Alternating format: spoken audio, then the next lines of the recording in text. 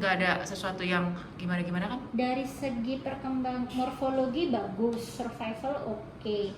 Tapi kalau untuk kromosom kami tidak tahu ya Bu. Oh ya, karena kan itu ada PGTA ya. Iya gitu ya. Tapi untuk dari kita kan tadi kita carikan jam 8, tapi dia sudah expanded ya, fully expanded, jadi sudah oke sih responnya. Oke ya responnya ya.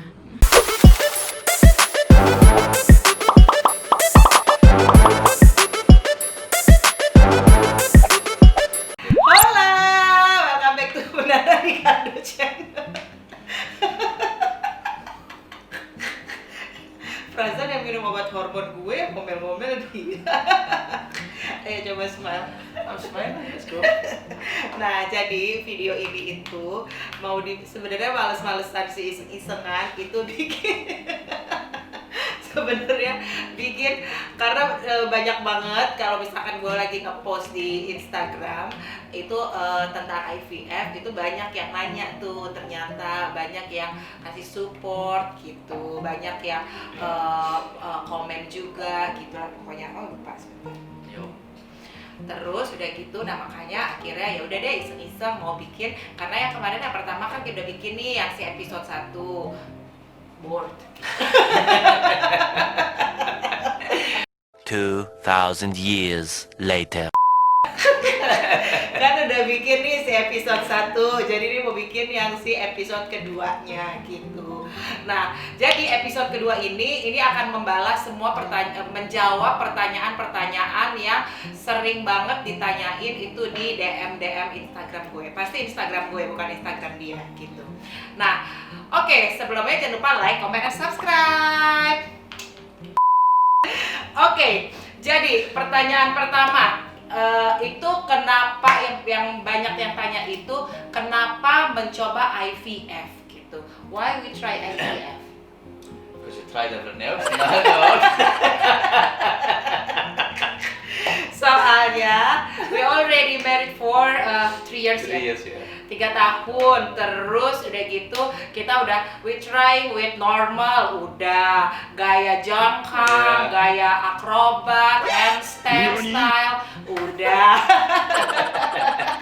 Terus kita udah coba insem juga, inseminasi juga failed gitu. Terus udah gitu ya udah akhirnya karena cara yang paling tertinggi, the highest way untuk bisa punya anak itu adalah IVF. Ya udah kira kita coba karena kebetulan juga dananya mencukupi, waktunya pas, udah gitu juga mentalitinya juga oke, lagi cocok. Ya udah akhirnya kita coba aja. Kebetulan kan juga lagi pandemi gitu, jadi kan less traveling lah semuanya. Ya udah akhirnya kita coba si IVF di tahun ini gitu.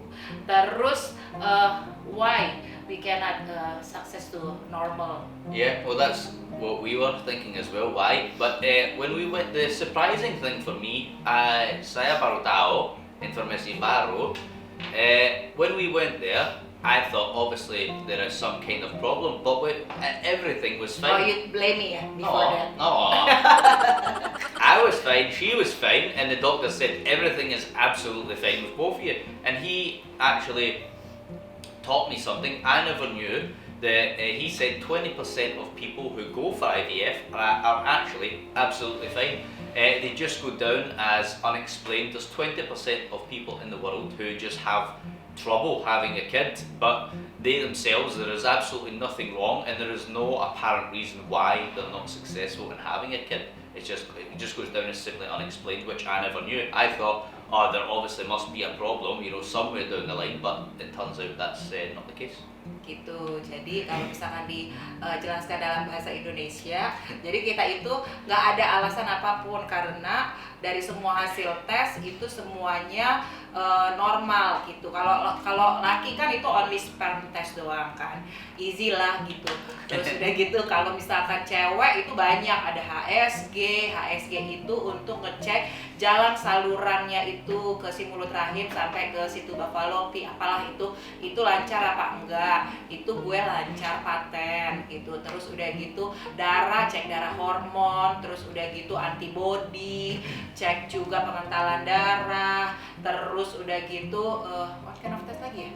Pokoknya kalau cewek tuh banyak banget deh terus USG, nah terus gue juga nggak PCOS, terus endometriosis sih kemungkinan enggak, karena biasanya dokter nanya tuh kalau endometriosis datang bulan suka sakit gak, terus datang bulannya teratur gak gitu. Nah Blood test buat thyroid dan all that. ya tiroid semuanya gue udah coba semuanya, came back semuanya, kembali lagi semuanya tuh resultnya good gitu. Makanya si dokter bilang emang ada yang unexplained gitu. Terus mungkin kalau banyak yang nanya, ya udah kalau unexplained ya udah just wait the time aja gitu.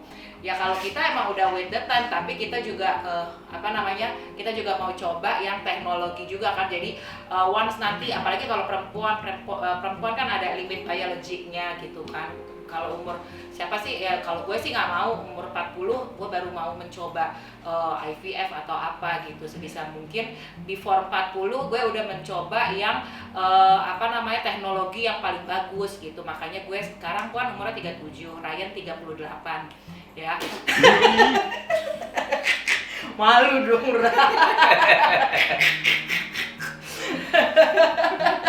jadi gue 37, udah Ryan gak perlu tahu lah berapa. Nah terus udah habis itu ya udah akhirnya kita coba gitu.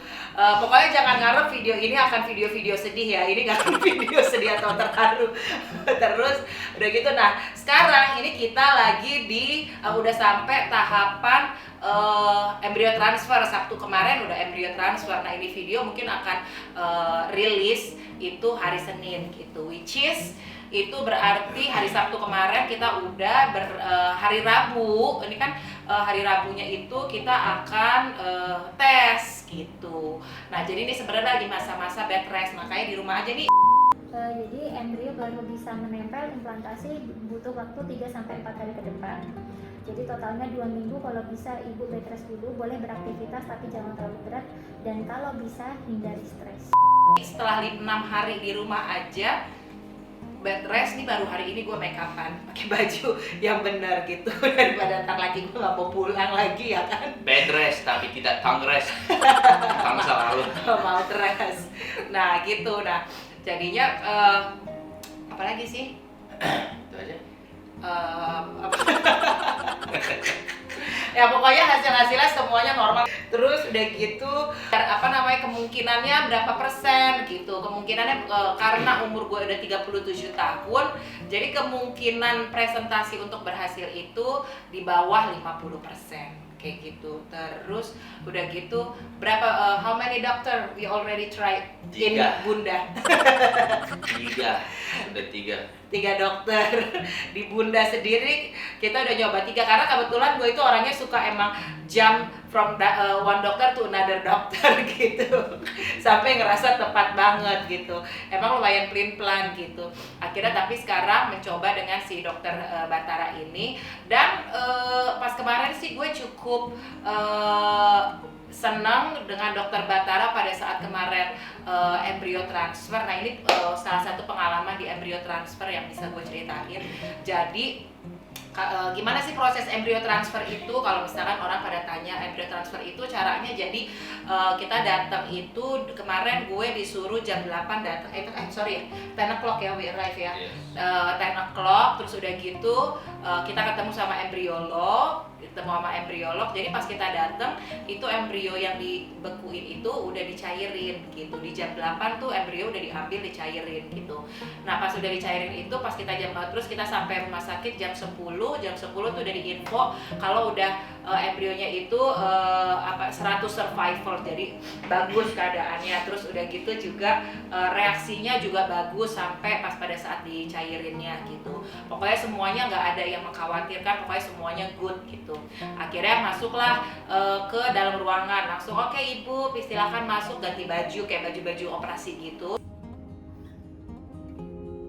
Ini ruang tunggunya.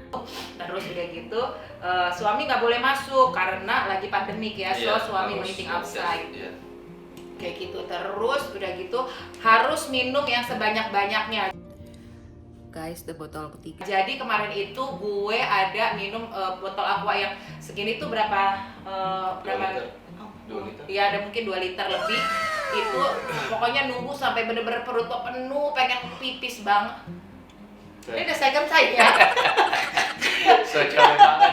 I'll kick you from here after this.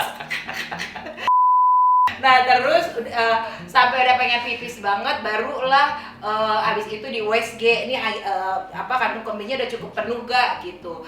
Nah akhirnya ternyata nggak tahu kenapa pokoknya akhirnya pas lagi di dalam itu ternyata proses embrio transfer itu seharusnya 5-10 menit, tapi ternyata pas pada saat gue itu 30 menit ya, gitu.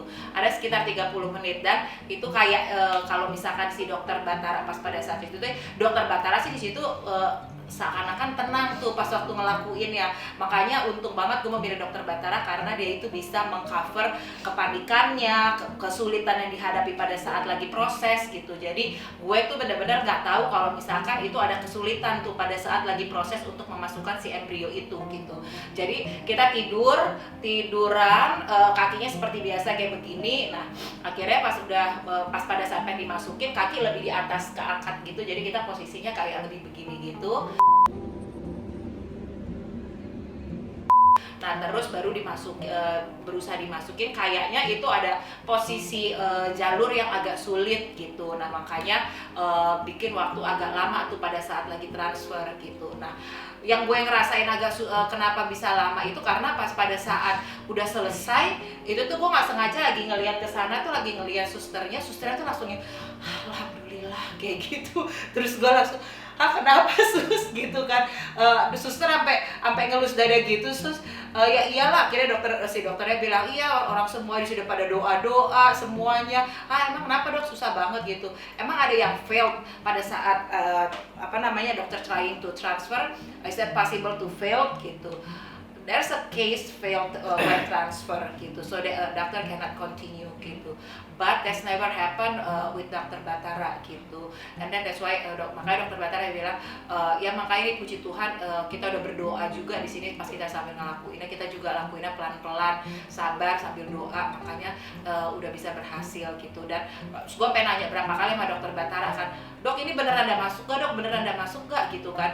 Nah jadi pas pada saat udah masuk terus kita kan ada kayak layar di sebelah kanannya itu layar USG-nya.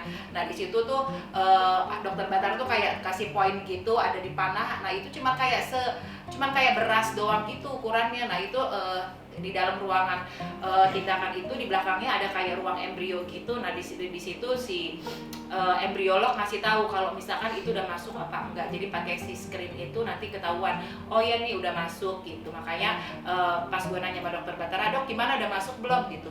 Tunggu ya, kita tunggu 2 kata dari embriolog gitu. Terus itu lumayan lama tuh nunggunya. Terus udah gitu embriolog bilang oke, masuk gitu. Baru akhirnya semuanya pada seneng. Ya udah akhirnya habis itu baru deh kita ke ruang pemulihan gitu. Aduh, terus apa lagi? Gimana perasaannya kamu lagi nunggu bed rest begini? What's that? How are you feeling? It's fine, but it just feels like you're in lockdown again because you can't go anywhere. Ya iyalah, jadi selama nggak 2 minggu sih sebenarnya 10 hari karena embrionya udah umur 5 hari kan, jadi pasti masukin ke badan gue. Jadi 10 hari setelahnya itu baru bisa kita USG baru bisa ambil darah. Jadi nggak pakai test pack. Kenapa nggak pakai test pack? Karena nanti ngerinya tuh hasilnya tuh akan palsu gitu. Karena ada beberapa case di test pack tuh positif, tapi ternyata pas lihat hasil darah hasilnya negatif gitu. Karena kan sekarang nih kita mengkonsumsi obat hormon, penguat rahim, ini itu semuanya. Nah pada saat kita kalau pakai test pack itu tuh kemungkinannya kemungkinannya tidak akurat gitu. Nah makanya disarankan untuk ambil darah aja. Dan gue juga nggak mau iseng-iseng mencoba pakai test pack gitu. Daripada nanti gue udah Arab palsu, mendingan gue langsung tunggu aja hari Rabu nanti, doakan ya supaya hasilnya positif, berhasil gitu. Emang nih Ryan kesannya nih kita pakai bahasa Indonesia aja ya, jadi biar dia nggak ngerti. Ini dia nih emang gaya-gayanya aja kalau di depan orang tuh kayak sok cuek, sok kayaknya tuh jantan banget. Karena lo tau kan YouTube channel dia kan yang adventure, kesannya yang cowok banget. Padahal kalau misalkan tiap malam dia yang kerjaannya pegang-pegang perut gue, ngajak-ngajak ngomong perut gue, doa-doa perut gue. Tapi kalau misalkan depan orang dia kayaknya kayak sok cuek-cuek aja gitu ya. I can hear you farting in there already. Can you hear? What? Ya kan? Nah, apa yang dirasain setelah embrio transfer? Kembung nih, seperti lihat nih sekarang lagi kembung. Nah ini kembung banget. Terus udah gitu buang-buang air ya. Yeah. Fart gitu. Terus udah gitu buang ketut-kentut. Terus udah gitu apa lagi ya? Nggak ada rasa apa-apa lagi. Yang lain semuanya normal. Yeah, I already noticed now you're more hot. Like, Oh sering kepanasan gitu. Kan kepanasan? well, it's More hot? What do you mean sih? like, lebih dingin atau lebih panas? You're always like, because it's so hot. Soko So dingin, cold, yeah. dingin banget gitu. Pokoknya suka kedinginan ya. Iyalah orang jarang mandi. Cuman sehari sekali sekarang mandinya kayak gitu karena cuma di rumah doang kan, nggak kemana-mana, nggak ngapa-ngapain kayak gitu. Paling itu aja.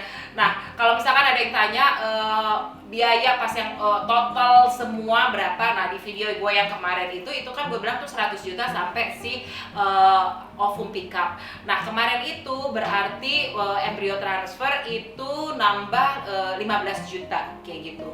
Jadi untuk proses di kemarin obat-obatannya itu 2,5 juta kan dikasih obat, terus udah gitu sama ya sisanya itu adalah selama tindakan untuk si embrio transfer itu gitu. Jadi habisnya di atas 100 juta pasti gitu, 120 sekitar segitulah pokoknya karena gue juga melakukan tes darah lengkap lainnya gitu. Nah terus kan ada juga yang tanya kayak di Instagram gitu, gimana kalau misalkan failed gitu, terus do you have any plan if this IVF failed gitu? Probably just go again. Holiday dulu, Iya. liburan dulu, nanti coba lagi. Iya, ya pokoknya kalau ada juga yang tanyakan kalau misalkan nggak berhasil gimana gitu. Ya kita sih worst case scenario udah bikin planning juga kalau emang knock on the wood ini misalkan nggak berhasil gitu ya. Kita akan coba lagi untuk next IVF kayak gitu.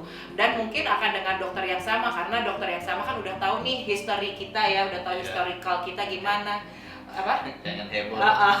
Udah, dan Raya udah suka men's room-nya ya, you like the men's room right? Enggak, jadi akan dengan dokter yang sama karena dokter sama kan udah tahu historical kita gimana, kita nggak usah ngulang dari awal lagi gitu. Jadi pertama kalau emang ada yang tanya kalau fail gimana, walaupun amit-amit jaga bayi doain semoga nggak fail. Kita akan liburan dulu, setelah itu kita setelah tenang, calm down, relax, kita akan start lagi mungkin untuk IVF lagi, tapi moga-moga enggak ya karena kalau buat gue terlalu banyak obat-obat yang dimakan, obat hormon gitu, udah suntikan semuanya. Badan gue aja gue merasakan cukup naik sih pas pada sekarang sih ini dari embrio transfer sampai sekarang ini sudah 6 hari gue belum ada nimbang. Biasanya gue nimbang tiap hari. Ini gue nggak berani nimbang karena nggak boleh gerak banyak, no gym ya kan. Terus udah gitu less move, pokoknya nggak boleh paling gue cuma dari kamar ke tempat tidur, mandi, kamar, tempat tidur, kamar, mandi kayak gitu doang. Ya paling cuma 1,000 step a day ya. Usually 10K a day gitu. Nah makanya 10,000 steps. 10K. Does that come 10K? Iya 10,000. Ya kan 10K. Okay, alright. Nah, opininya atlet. Nah, terus udah habis itu ya udah jadi gue belum gak berani nih. Apalagi sembelit. Biasa gue sembelit nih semenjak yang si abis embrio transfer ini kayak gitu. Padahal udah banyak banget buah-buah yang gue makan, tapi mungkin karena obat-obatan juga akhirnya bikin sembelit gitu. Ya udah sih, so far itu aja sih pertanyaannya ya. Terus do you want baby girl, baby boy? No bothered. Hah? No Apa bothered. aja? As long as it is a baby boy, not girl, not as Not middle. gender binary, no that carry on it. I just want one or the other. I don't want an alien. Oh iya. Kami coba. Emang laki-laki mulutnya deh nggak ada dijaga-jaganya. Kayak begitu deh Q&A dan video journey yang semoga cukup penting ya walaupun kebanyakan bercandaannya. Ya udah, jadi itu adalah dia ini lucu banget ya, lihat deh muka gue beda banget kan. Oke, so itu adalah video journey IVF kita yang kedua. Yes. Dan semoga doakan Rabu nanti itu hasilnya positif. positif dan yang terbaik. Thank you. Thank you, terima kasih. Dah.